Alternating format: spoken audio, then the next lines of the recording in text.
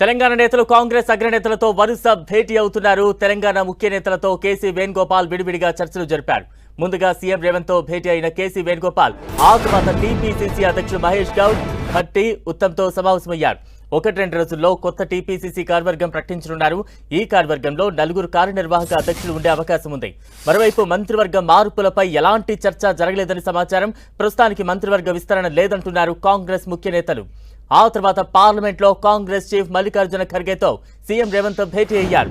రేవంత్ రెడ్డితో పాటు deputy CM Bhatti Vikramarka, మంత్రి ఉత్తమ్, టీపీసీసీ చీఫ్ మహేష్ కుమార్ గౌడ్ ఖర్గేను కలిశారు. ఎస్సీ వర్గీకరణపై బహిరంగ సభ ఏర్పాటుకు కాంగ్రెస్ ప్లాన్ చేస్తోంది.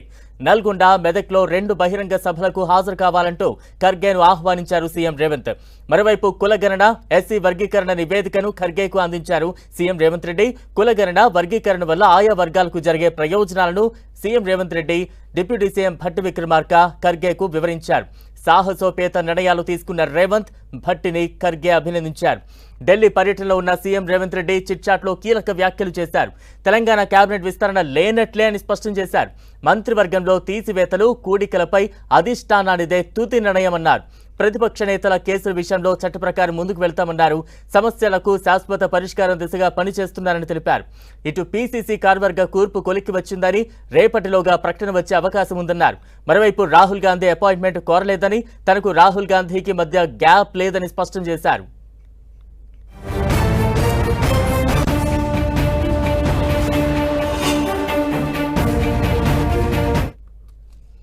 ఢిల్లీలో కాంగ్రెస్ అగ్రనేతలతో సీఎం రేవంత్ రెడ్డి వరుస భేటీలు నిర్వహిస్తున్నారు. తాజా అప్డేట్స్ అందించేందుకు మా ప్రతినిధి గోపి సిద్ధంగా ఉన్నారు. గోపి,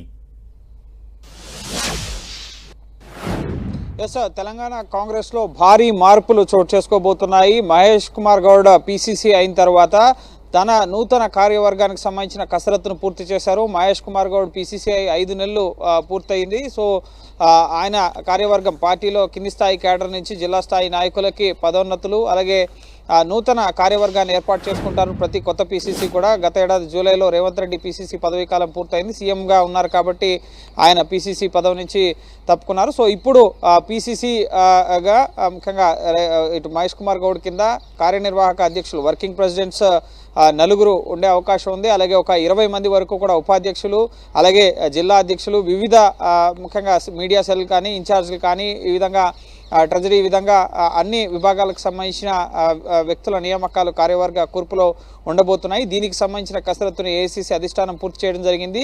ఈ పీసీసీ నూతన కార్యవర్గంలో ఎవరెవరు ఉండాలి అన్న అంశానికి సంబంధించి మహేష్ కుమార్ గౌడ్, రేవంత్ రెడ్డి, భట్టి విక్రమార్క, అలాగే ఉత్తమ్ కుమార్ రెడ్డి, దీపాదాస్ మున్సి, ఈ విధంగా అందరి సలహాలు, సూచనలను ముఖ్యంగా వ్యక్తిగతంగా 1-to-1 కేసీ వేణుగోపాల్ తెలుసుకోవడం జరిగింది.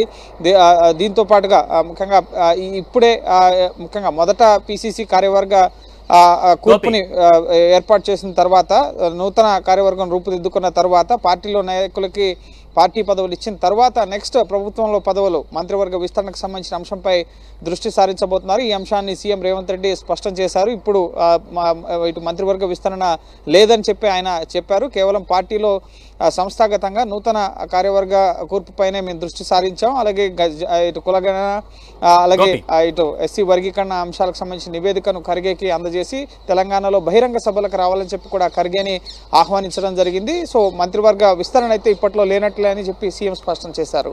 అంటే మంత్రివర్గ విస్తరణ అనేది గత కొంతకాలంగా ఊరిస్తూ వస్తోంది. వచ్చే నెల లేకపోతే ఇంకో కొంత గ్యాప్లో 2-3 నెలలు అంటూ కూడా చాలా కాలంగా ఇది చూస్తూనే ఉన్నాయి. ఎప్పటికీ ఇది కొలిక్కి వచ్చే ఛాన్సెస్ ఉన్నాయి. రాష్ట్ర వ్యాప్తంగా కావచ్చు, స్థానికంగా కాంగ్రెస్ శ్రేణుల్లో ఎటువంటి రియాక్షన్స్ పైకి వస్తూ ఉన్నాయి?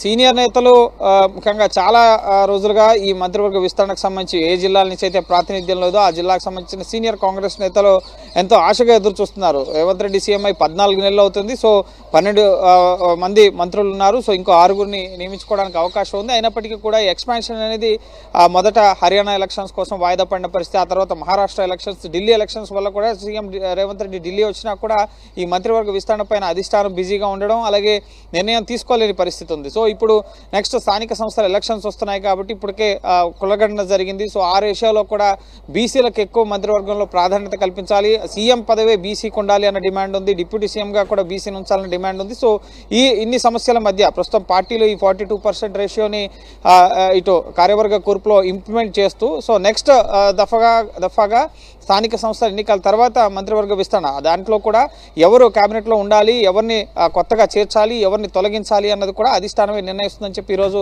రేవంత్ రెడ్డి చెప్పడం జరిగింది. సో ఎవరికి వారు వారి అభిప్రాయాన్ని మంత్రివర్గ విస్తరణకు సంబంధించి కూడా ఎవరు కేబినెట్లో ఉంటే బాగుంటుంది, ఏ నేతకి ప్రాతినిధ్యం కల్పించాలి, చిట్చాట్లో కొన్ని కీలక వ్యాఖ్యలు చేశారు. కాంగ్రెస్ అగ్రనేత రాహుల్ గాంధీకి తనకు ఎటువంటి గ్యాప్ లేదంటూ కూడా ఆయన కొంత వివరించే ప్రయత్నం చేశారు. ఇది ఎందుకు ఈ రకంగా ఆయన క్లారిటీ ఇవ్వాల్సిన సిచ్యువేషన్ వచ్చింది, ఎటువంటి ప్రచారం జరుగుతోంది? ఎస్ 6 నెలలు కావస్తుంది ఆల్మోస్ట్ రాహుల్ గాంధీని రేవంత్ రెడ్డి కలిసి పిచ్చాపాటిగా ఎయిర్పోర్ట్లో రిసీవింగ్ ఆ తరహాలోనే కానీ 1-to-1 వాళ్ళిద్దరి మధ్య సుదీర్ఘ సమావేశం జరిగి కానీ లేక పార్టీకి సంబంధించిన పరిస్థితులు తెలుసుకునే విషయంలో కానీ ఏదైతే రైతు డిక్లరేషన్ రాహుల్ గాంధీ అక్కడికి వచ్చి ప్రకటించారో నేరుగా దాన్ని అమలు చేయలేదని చెప్పి ఏఐసిసి కార్యాలయం ఎదుట రైతు బంధు ముఖ్యంగా ఇచ్చిన గ్యారెంటీలు కాంగ్రెస్ అమలు చేయట్లేదు అని చెప్పి రాహుల్ గాంధీకి బహిరంగ లేఖలు వచ్చిన పరిస్థితి ఉంది. బీఆర్ఎస్ నేతలు లేఖలు రాశారు. అలాగే రేవంత్ రెడ్డికి అపాయింట్మెంట్ రాకపోవడానికి సంబంధించి కూడా కొన్ని చర్చలు జరిగాయి. ముఖ్యంగా మీడియాలో కథనాలు వచ్చిన పరిస్థితి. ఈ నేపథ్యంలో దీనిపైన రేవంత్ రెడ్డి స్పందించారు. ఎందుకు మీరు రాహుల్ గాంధీ మీకు అపాయింట్మెంట్ ఇవ్వడం లేదు, సో రాహుల్ గాంధీ అపాయింట్మెంట్ నేనే కోరలేదు, మా ఇద్దరి మధ్య సన్నిహిత సంబంధాలు కొనసాగుతున్నాయి, మా ఇద్దరి మధ్య గ్యాప్ వచ్చిందన్నది అవాస్తవం, అటువంటిది ఏమీ లేదు అని చెప్పి ఆయన ఈరోజు వివరణ ఇచ్చుకున్నారు. కానీ ఈ ఇద్దరి మధ్య సమావేశం జరిగి ముఖ్యంగా చాలా రోజులు అవుతుంది. తెలంగాణలో గ్యారంటీల అమలు విషయంలో కొంత రాహుల్ గాంధీ అసంతృప్తిగా ఉన్నారన్న సమాచారం కూడా ఉంది. ఎందుకంటే ఇచ్చిన గ్యారంటీలని సరిగా అమలు చేయడం లేదని చెప్పి ఇటు బీఆర్ఎస్ కానీ అక్కడ సోషల్ మీడియాలో ట్రోలింగ్స్ కానీ ఇవన్నీ కూడా జాతీయ స్థాయిలో రాహుల్ గాంధీకి కాంగ్రెస్ పార్టీకి లేఖల రూపంలో వస్తున్న నేపథ్యంలోనే కొంత గ్యాప్ క్రియేట్ అయిందన్న చర్చ జరుగుతుంది. సో దానికి సంబంధించి కూడా రేవంత్ రెడ్డి వివరణిస్తూ అటువంటి గ్యాప్ ఏమీ లేదు, నేను అపాయింట్మెంట్ కోరలేదు, త్వరలోనే రాహుల్ గాంధీ ఖర్గే రాష్ట్రానికి రాబోతున్నారు, 2 భారీ బహిరంగ సభలు మెదక్ అలాగే నల్గొండలో కూడా జరగబోతున్నట్లుగా తెలుస్తుంది. సో వాటికి ఆహ్వానిస్తూ ఇటు ఈ కులగణనకు సంబంధించి అలాగే ఎస్సీ వర్గీకరణకు సంబంధించిన నివేదికలను ఖర్గేకి అందజేయడం జరిగింది. సో ఇప్పటికైతే ఈ ఢిల్లీ పర్యటనలో కేవలం పిసిసి నూతన కార్యవర్గ కసరత్తు పూర్తయింది. 1-2 రోజుల్లో ప్రకటన వస్తుంది. మంత్రివర్గ విస్తరణ అయితే ఇప్పుడు ఈ పర్యటనలో లేదన్నది మాత్రం కాంగ్రెస్ నేతలు స్పష్టం చేశారు. Right, thank you Gopi.